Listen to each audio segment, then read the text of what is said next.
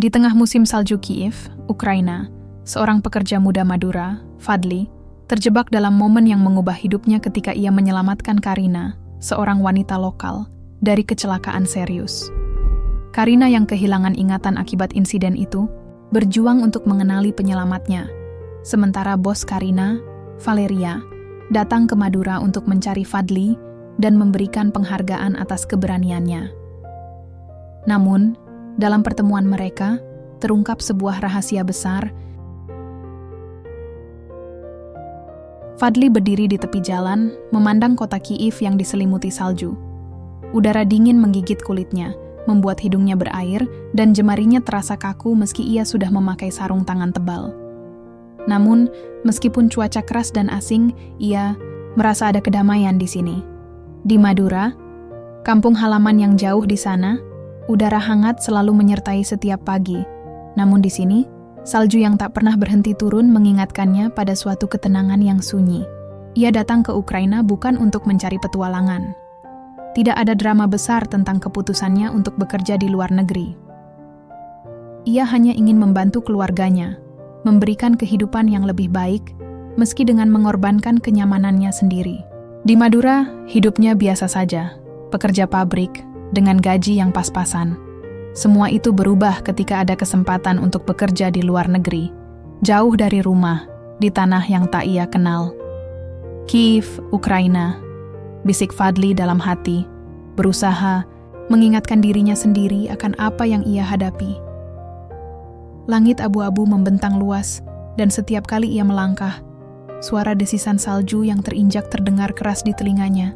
Di sini tidak ada orang yang ia kenal, tidak ada keluarga yang bisa diajak berbincang. Teman-temannya sebagian besar hanya datang dari negara lain, pekerja migran seperti dirinya. Semua terasa jauh, sangat jauh dari apa yang ia kenal.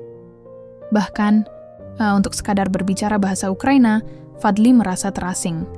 Bahasa Rusia sedikit lebih mudah, tetapi tetap saja ia merasa terjauhkan. Hari itu, Fadli sedang dalam perjalanan menuju tempat kerjanya, sebuah proyek konstruksi besar yang dikerjakan oleh perusahaan lokal yang mempekerjakannya.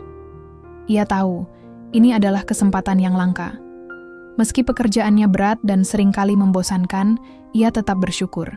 Tanpa pekerjaan ini, keluarganya di Madura mungkin tidak akan pernah merasakan apa yang mereka harapkan. Namun, meskipun bekerja keras, Fadli tak bisa menghindari rasa sepi yang semakin merayap ke dalam dirinya.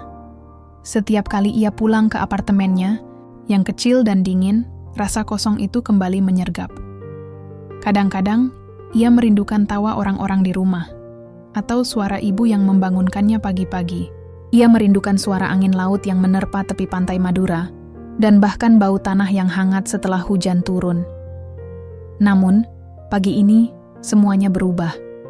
Semua yang biasa ia rasakan seakan tak berarti lagi saat sesuatu yang tak terduga terjadi. Saat itu, jalanan hampir kosong, hanya ada beberapa mobil yang melintas di kejauhan. Fadli melangkah pelan, menyusuri trotoar yang licin. Tiba-tiba, dari arah berlawanan, sebuah mobil meluncur dengan kecepatan tinggi, tergelincir di jalanan yang tertutup es.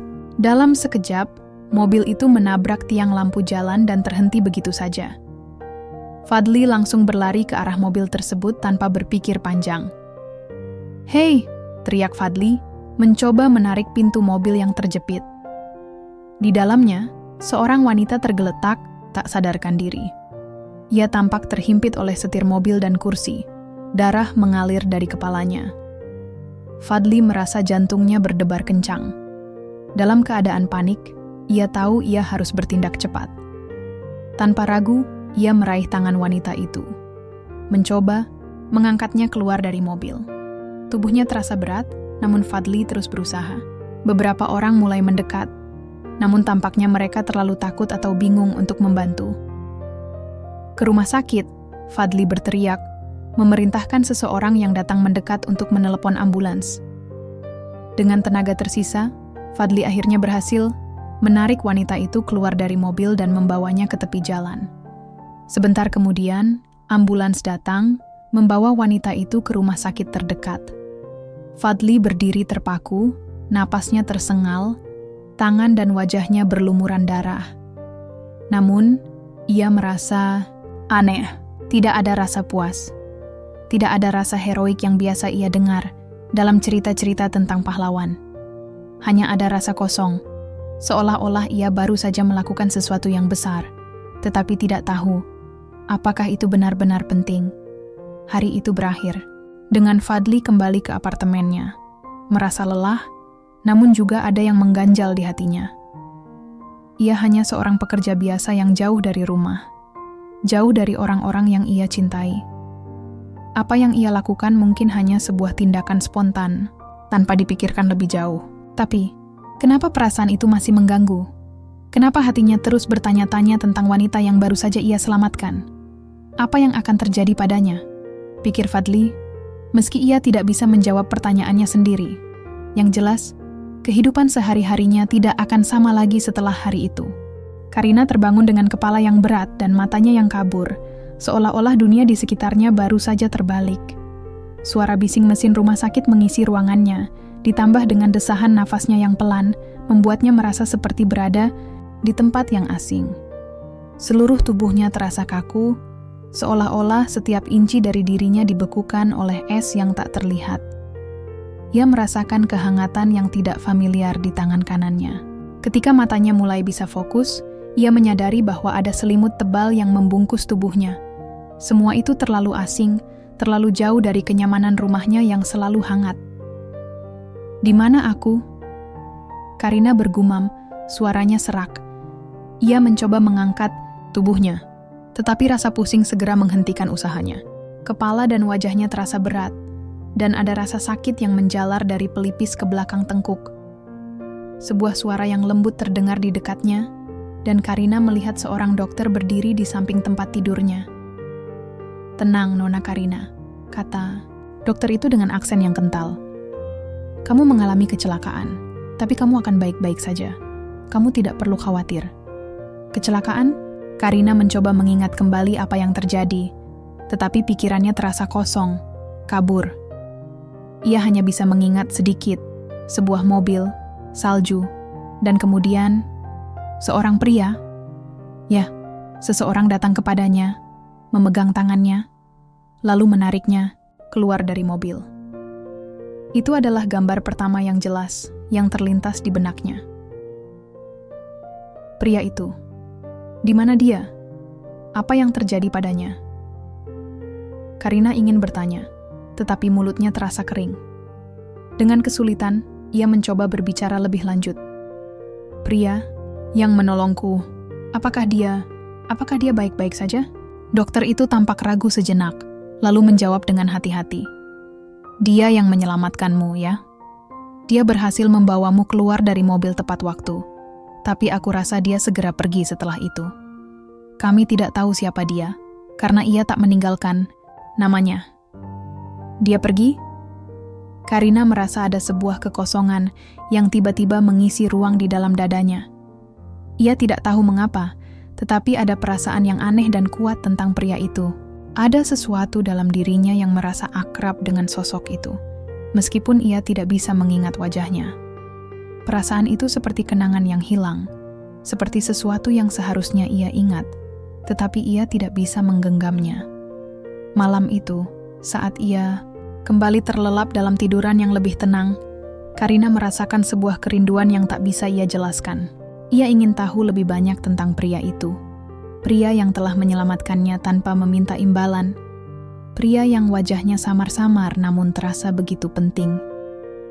Keesokan harinya, Karina diberi izin untuk pulang.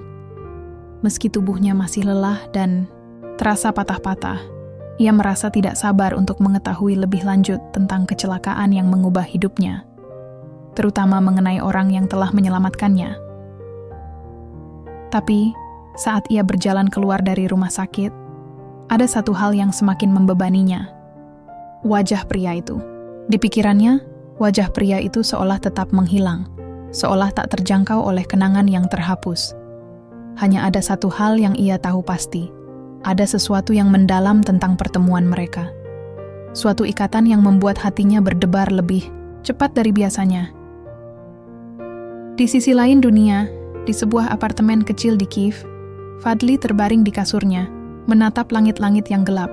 Setiap kali ia menutup matanya, gambaran wanita itu, Karina, terus menghantui pikirannya. Wajahnya samar, hampir kabur, namun Fadli tahu bahwa ia tak akan bisa melupakan apa yang terjadi. Ia teringat bagaimana tubuh wanita itu terasa ringan saat ia mengangkatnya keluar dari mobil yang terbalik. Ingatan itu membuatnya merasa aneh. Seakan-akan ia tahu siapa dia, meski nyatanya ia tidak mengenalnya. Kenapa aku merasa seperti ini? Pikir Fadli. Ia tidak pernah merasa begitu terhubung dengan seseorang yang ia baru temui. Tidak ada alasan untuk itu. Ia hanyalah seorang pekerja biasa, jauh dari rumah, jauh dari keluarga. Dan dia, wanita itu, hanya seorang yang ia bantu dalam keadaan darurat. Itu seharusnya menjadi akhir dari semuanya. Namun, perasaan itu terus menghantuinya. Ia mencoba melupakan kejadian itu, mencoba fokus pada pekerjaannya. Tapi setiap kali ia melangkah keluar dari apartemennya dan menatap salju yang turun perlahan, bayangan Karina kembali muncul di pikirannya. Tak lama setelah kejadian itu, Fadli mendengar kabar bahwa wanita yang ia selamatkan, Karina, akhirnya stabil dan mulai pulih. Beberapa kali ia memutuskan untuk mengunjungi rumah sakit, ingin melihat kondisi Karina. Tetapi setiap kali ia sampai di pintu rumah sakit, ia merasa ragu. Apa yang bisa ia katakan? Bagaimana jika Karina merasa aneh tentang dirinya yang tiba-tiba muncul? Setiap kali ia berusaha melangkah maju, ada keraguan yang membekapnya. Fadli bukanlah tipe orang yang mencari perhatian. Ia lebih suka melakukan sesuatu tanpa ingin diketahui orang lain. Namun, kenyataan bahwa ia menyelamatkan seseorang yang penting bagi orang lain, seorang wanita yang tampaknya terikat dengan kehidupannya lebih dalam dari yang ia bayangkan, membuatnya bingung. Apakah ia bisa melupakan kejadian itu begitu saja? Atau adakah sesuatu yang lebih besar di balik pertemuan mereka? Apakah aku harus bertemu dengannya lagi? Fadli bergumam pada dirinya sendiri. Pikirannya terus berpindah-pindah antara rasa ingin tahu dan ketakutan akan konsekuensi yang mungkin muncul. Ia tahu ada sesuatu yang lebih dari sekadar kecelakaan di balik semua ini. Di saat itu, Fadli tidak tahu bahwa tak lama lagi, pertemuan mereka, yang dia anggap hanya sebagai insiden biasa, akan menjadi kunci untuk membuka sebuah masa lalu yang lebih dalam dan tak terduga dari yang ia bayangkan. Hari-hari berlalu dengan cepat, namun bagi Fadli, semuanya terasa serba lambat. Kejadian itu, pertemuannya dengan Karina, tetap membayanginya seperti salju yang tak pernah berhenti turun, tak pernah benar-benar bisa ia singkirkan. Meskipun ia mencoba melanjutkan hidupnya, rasa ingin tahu tentang Karina terus mengusiknya. Apa yang terjadi pada wanita itu setelah ia diselamatkan? Apakah ia merasa berterima kasih? Ataukah sebaliknya, hanya menganggap Fadli sebagai orang asing yang seharusnya tidak perlu ada dalam hidupnya? Namun, Fadli tidak mencari jawaban untuk pertanyaan-pertanyaan itu. Pekerjaannya di proyek konstruksi menyita waktunya sepenuhnya. Setiap hari, ia terbangun di tengah udara beku, merasakan keringat yang menetes meskipun suhu di luar hanya beberapa derajat di atas nol. Meski begitu, Fadli tak pernah mengeluh. Ia tahu, hidupnya di Ukraina adalah pilihan yang harus dijalani, tak peduli seberapa jauh rumahnya. Pagi itu, Fadli duduk di sebuah kedai kopi kecil yang terletak di ujung jalan, jauh dari keramaian kota. Tiba-tiba, sebuah pesan masuk ke ponselnya, mengalihkan perhatiannya dari secangkir kopi hitam yang mulai mendingin di hadapannya. Pesan itu datang dari nomor yang tidak ia kenali, tetapi Fadli langsung merasa ketegangan di dadanya.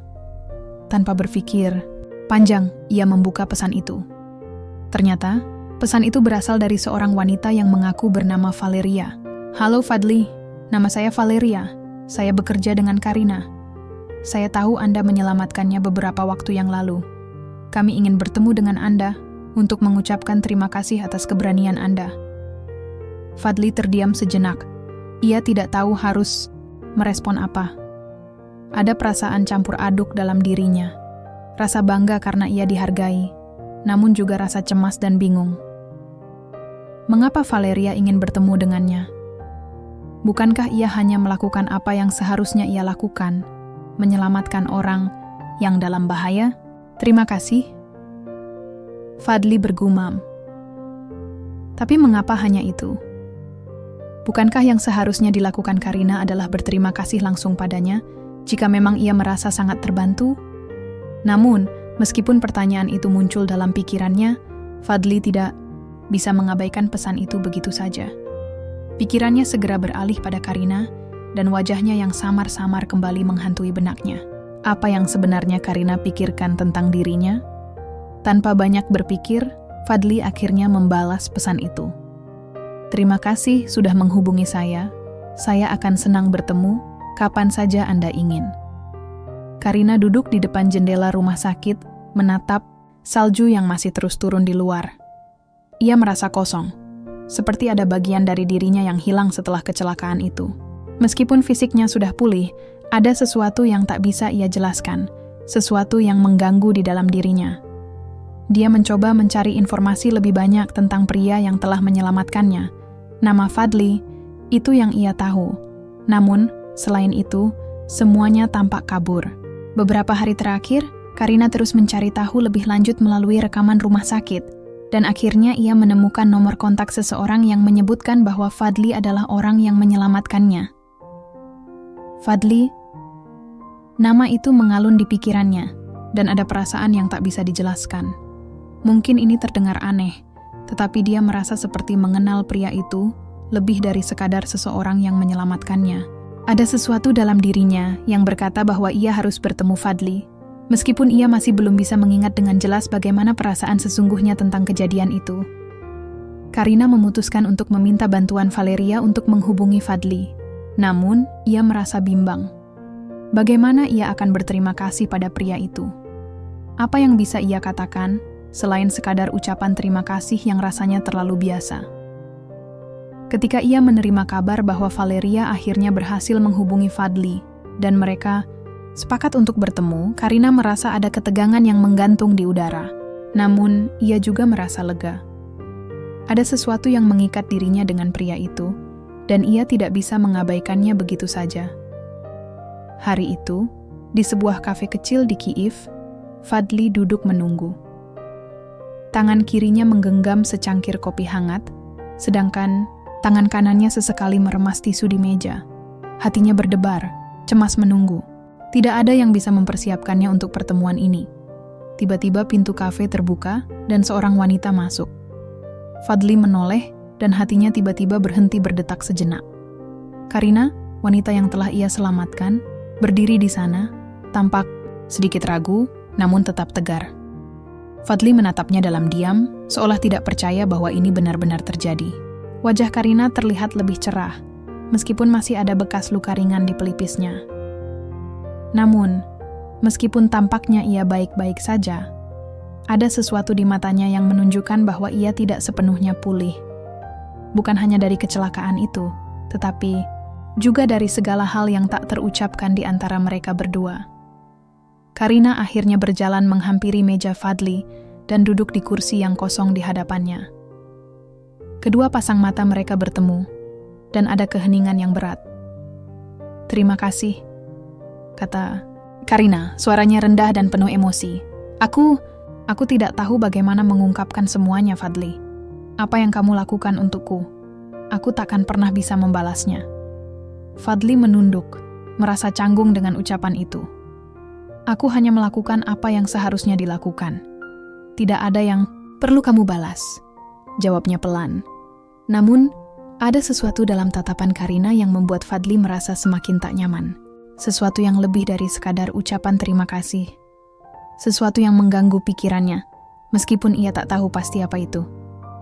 Karina diam sejenak lalu berkata, "Aku merasa seperti kita sudah pernah bertemu sebelumnya, Fadli. Mungkin ini aneh, tapi ada perasaan yang aku rasakan tentangmu. Meskipun aku tak bisa mengingat apapun selain kecelakaan itu. Tapi, entah mengapa, aku merasa seolah kita terhubung lebih dari sekadar kejadian ini." Fadli terdiam, hatinya berdegup kencang.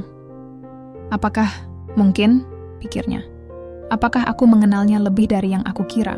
Namun, sebelum ia sempat memberi jawaban, pintu kafe terbuka dan seorang wanita lain, lebih tua, dengan penampilan profesional dan tegap, masuk dan langsung berjalan menuju mereka. Wanita itu tersenyum, namun ada sesuatu di matanya yang mengisyaratkan bahwa ini bukan hanya pertemuan biasa. "Fadli, Karina." Suara wanita itu menggetarkan udara. "Perkenalkan, saya Valeria. Ada sesuatu yang harus saya bicarakan dengan kalian berdua." Suasana di kafe itu mendadak menjadi tegang. Fadli dan Karina sama-sama menoleh ke arah Valeria yang baru saja masuk. Wanita itu tampak serius, namun ada sedikit senyum di wajahnya. Senyum yang lebih seperti senyuman penuh arti daripada sekadar ramah. Matanya menyapu keduanya, seolah menilai situasi ini lebih dalam dari yang bisa mereka pahami. "Maaf, saya datang terlambat," Valeria berkata sambil duduk di kursi yang kosong di sebelah Karina. "Tapi saya rasa pertemuan ini penting. Lebih penting daripada sekadar ucapan terima kasih." Fadli menatap Valeria dengan bingung. "Apa maksudnya?" tanyanya, merasa cemas dengan nada suara Valeria yang begitu serius. Karina juga tampak tak nyaman, meski ia mencoba tersenyum. "Apa yang terjadi, Valeria? Kenapa ini jadi terasa seperti lebih dari sekadar pertemuan biasa?" Valeria menghela napas panjang, kemudian memandang Karina dengan tatapan yang lebih lembut. "Karina, Fadli, ada sesuatu yang perlu kalian tahu. Sesuatu yang mungkin akan mengubah cara kalian melihat satu sama lain." Fadli merasa jantungnya berdetak lebih cepat. Apa yang sedang terjadi? Pikirnya. Sejak awal, ia sudah merasa ada yang aneh dengan hubungan antara dirinya dan Karina. Namun tak ada yang bisa ia jelaskan. Semua terasa seperti kebetulan, atau lebih tepatnya, seperti takdir yang tak bisa ia hindari. Valeria memandang Fadli, lalu kembali ke Karina. "Tapi sebelum saya melanjutkan, saya ingin kalian tahu bahwa ini adalah hal yang sangat pribadi. Tidak ada yang harus kalian khawatirkan tentang apa yang terjadi, tetapi kalian berdua perlu tahu." Suasana semakin berat. Fadli menatap Valeria, berusaha menahan rasa penasaran yang semakin membuncah. "Apa yang sebenarnya terjadi, Valeria?" Valeria menarik napas dalam-dalam. "Karina, Fadli, kalian berdua sebenarnya terhubung lebih dekat daripada yang kalian kira." Suaranya menurun, seolah ia sedang berbicara tentang sesuatu yang sangat besar. Dan itu membuat Fadli merasa terkejut. Terhubung lebih dekat? Fadli merasa seperti ada sesuatu yang tak bisa ia tangkap. Ia menatap Karina, yang tampak bingung. Apa yang dimaksud dengan terhubung lebih dekat? Valeria melanjutkan dengan suara yang lebih rendah. "Karina, Fadli, kalian berdua adalah saudara." Kata-kata itu menghantam Fadli dan Karina dengan kekuatan yang tak terduga. Fadli terdiam, dan untuk beberapa detik, ia merasa seperti dunia di sekitarnya berhenti berputar. Matanya terbuka lebar, menatap Valeria, mencoba memahami apa yang baru saja ia dengar. "Saudara?" Fadli hampir tak bisa mempercayainya. "Apa maksudmu, Valeria? Kami bukan saudara." Karina menatap Fadli dengan ekspresi yang sama bingungnya. "Apa yang kamu katakan? Bagaimana bisa kami karena saudara?" Valeria mengangguk, matanya penuh dengan kehangatan, namun ada kepedihan yang tersembunyi di baliknya. "Saya tahu ini sangat mengejutkan, dan saya minta maaf jika ini terlalu berat untuk diterima dalam satu kali pertemuan. Tapi ini adalah kebenaran yang telah lama disembunyikan, dan akhirnya saatnya untuk kalian berdua mengetahuinya." Fadli merasakan sekujur tubuhnya merinding. Ia mencoba mengumpulkan pikirannya. "Tapi kami tidak pernah tahu tentang hal ini. Kami berasal dari tempat yang sangat jauh, Karina. Kamu dari sini, saya dari Madura." Valeria mengangguk perlahan. "Benar, kalian berdua tumbuh di dua tempat yang sangat berbeda, tetapi kalian berbagi darah yang sama. Karina, kamu dan Fadli adalah saudara kandung yang terpisah sejak kecil." Keheningan yang mencekam kembali mengisi ruangan itu. Fadli merasa seperti seluruh tubuhnya membeku. "Saudara kandung? Apa yang sedang terjadi?" Karina? Saudaranya? Karina tampak kebingungan, namun ada perasaan yang menggelegak di dalam matanya. Apa maksudmu? Apakah kamu sedang bercanda? Aku tidak bisa menerima ini begitu saja. Valeria menghela napas, lalu memandang Karina dengan penuh empati. Saya tahu ini sulit untuk dipercaya. Karina, kamu dan Fadli terpisah sejak kamu masih sangat kecil. Keluargamu, ibumu, memutuskan untuk membawa kamu jauh dari Indonesia karena alasan yang sangat pribadi, masalah keluarga yang rumit. Saat itu Fadli masih kecil, dan ketika kamu dibawa ke Ukraina, ia terpaksa tinggal dengan keluarga angkat di Madura. Fadli merasakan sesuatu yang menyentak di dadanya. Ibuku, pikirnya. Apa yang terjadi dengan ibuku dan Karina? Fadli, Valeria, melanjutkan. Keluargamu tidak tahu apa yang terjadi dengan Karina. Mereka hanya tahu bahwa dia dibawa pergi, tanpa ada yang bisa dilakukan untuk mencegahnya. Namun, kami tahu bahwa kalian berdua adalah saudara, karena ada bukti yang menunjukkan hubungan darah kalian. Fadli merasakan pusing yang luar biasa. Semua yang ia pikirkan selama ini, semua yang ia anggap sebagai kenyataan, tiba-tiba terasa sangat tidak pasti. Karina, wanita yang baru saja ia selamatkan, ternyata saudara kandungnya. Bagaimana bisa? Fadli berpikir keras, mencoba menyatukan potongan-potongan cerita yang mulai terungkap. Ia merasa seperti ada yang hilang dalam ingatannya. Kenapa ini baru diketahui sekarang? Kenapa aku baru tahu sekarang? Karina tampak bingung, tetapi ada perasaan lain yang muncul di matanya. Sesuatu yang seperti rasa penasaran yang sama kuatnya dengan kebingungannya. Jika itu benar, mengapa kita tidak tahu tentang ini lebih awal? Mengapa semua ini dirahasiakan? Valeria menghela napas lagi. Karena alasan yang sangat pribadi dan menyakitkan Karina. Saat itu keluargamu terpaksa berpisah, dan karenanya Fadli tumbuh besar di Madura, jauh dari kamu. Tapi sekarang, setelah banyak tahun berlalu, kami merasa sudah waktunya kalian tahu kebenaran. Fadli merasa bingung dan terhimpit oleh banyak emosi yang saling bertentangan. Di satu sisi, ada perasaan lega, bahwa ia akhirnya tahu sesuatu yang besar dan penting dalam hidupnya. Namun di sisi lain, ada kebingungannya yang semakin dalam. Bagaimana aku bisa menerima ini? Bagaimana Karina bisa menerima kenyataan ini? Karina menatap Fadli dengan mata yang mulai berkaca-kaca. Fadli, suaranya terhenti. Apakah ini benar? Apakah kamu yakin? Fadli tak tahu harus berkata apa. Semua ini terasa seperti mimpi yang sangat aneh, sebuah kenyataan yang tak pernah ia bayangkan sebelumnya.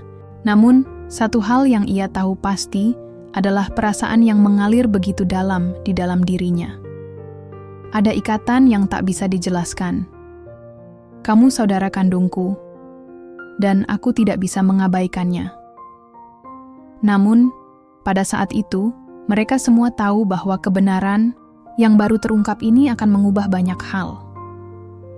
Ini bukan hanya tentang saling berterima kasih atas nyawa yang diselamatkan, tetapi tentang bagaimana dua orang yang terpisah oleh takdir kini harus belajar hidup bersama dalam kenyataan yang baru.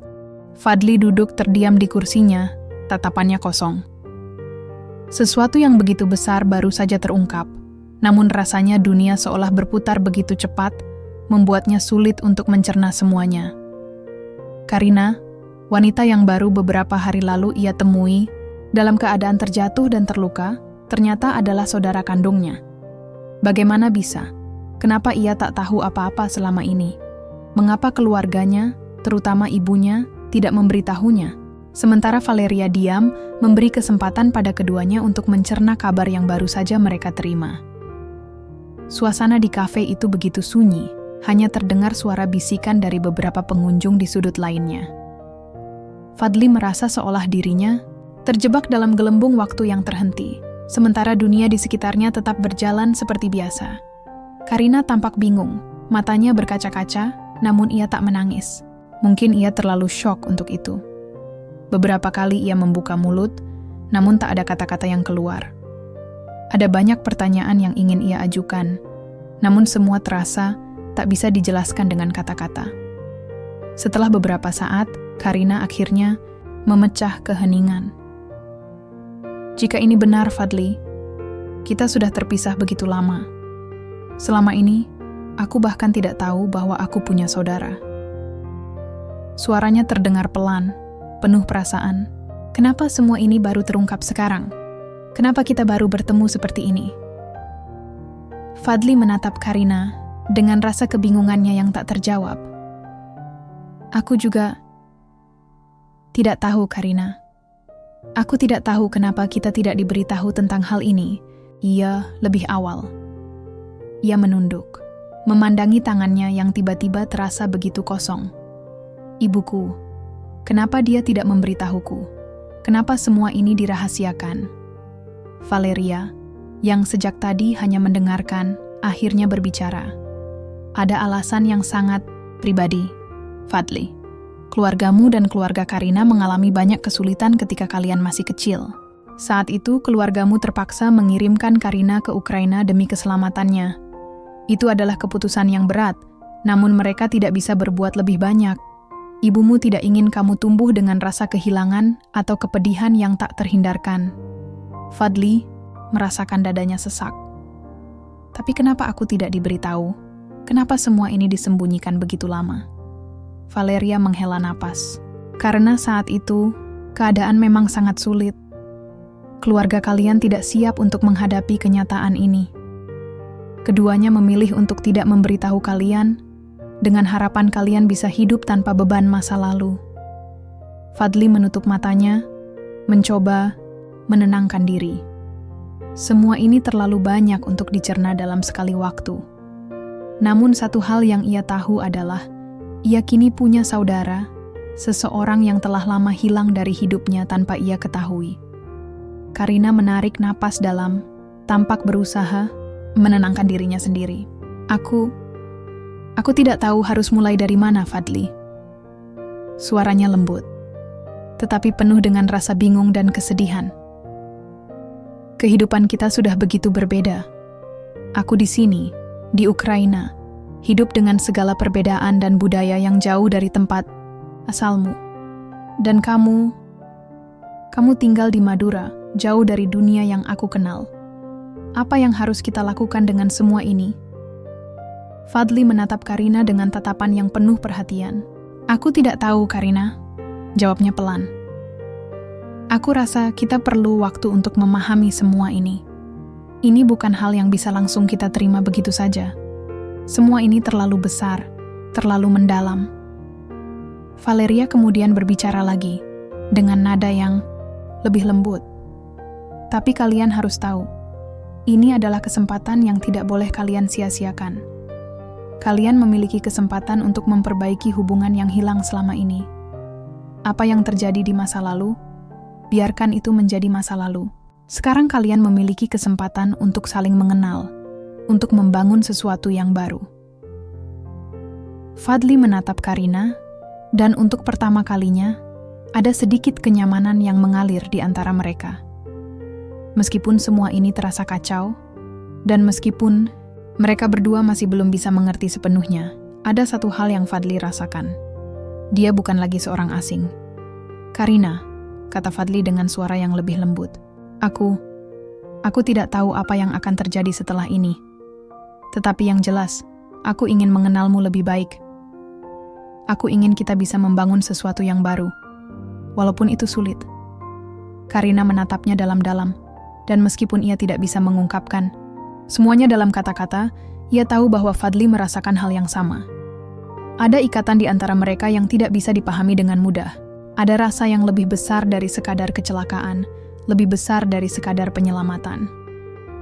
Valeria, yang melihat interaksi itu, tersenyum kecil. Aku tahu ini tidak akan mudah, katanya.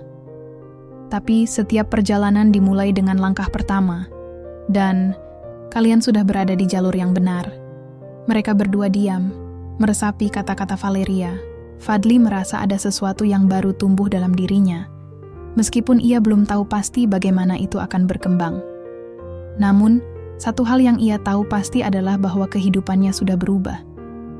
Karina, saudara kandungnya, adalah bagian dari hidupnya yang baru, dan ia tidak bisa lagi mengabaikannya. Hari-hari berikutnya terasa sangat berbeda bagi Fadli dan Karina. Meskipun mereka berdua masih merasa canggung dan bingung, ada semacam ikatan yang mulai tumbuh di antara mereka. Fadli berusaha untuk lebih memahami kehidupan Karina di Ukraina, sementara Karina mulai belajar tentang kehidupan Fadli di Madura, meskipun dunia mereka terasa sangat berbeda. Namun, di tengah pertemuan-pertemuan mereka yang penuh ketegangan dan kebingungannya, ada satu hal yang mereka mulai sadari, bahwa meskipun perbedaan itu besar, ikatan keluarga yang mereka miliki lebih kuat dari apapun. Dalam perjalanan panjang yang akan datang, mereka harus belajar menerima kenyataan tentang masa. Lalu mereka yang terlupakan, mereka harus menghadapi berbagai rintangan, baik dari dalam diri mereka maupun dari dunia di sekitar mereka. Tetapi, satu hal yang mereka pahami adalah bahwa mereka tidak perlu lagi berjalan sendirian. Kini, mereka berdua memiliki satu sama lain, dan itu adalah awal dari babak baru dalam hidup mereka. Karina menatap Fadli satu hari saat mereka berjalan bersama di tengah salju yang turun perlahan. "Fadli," katanya dengan lembut, "aku mungkin baru saja menemukan saudara kandungku, tetapi lebih dari itu aku merasa seperti baru menemukan bagian dari diriku yang hilang." Fadli tersenyum tipis, merasa hangat meskipun udara di sekitar mereka sangat dingin. "Aku juga merasa begitu, Karina," jawabnya. "Mungkin ini tidak mudah, tetapi kita akan melewati ini bersama-sama."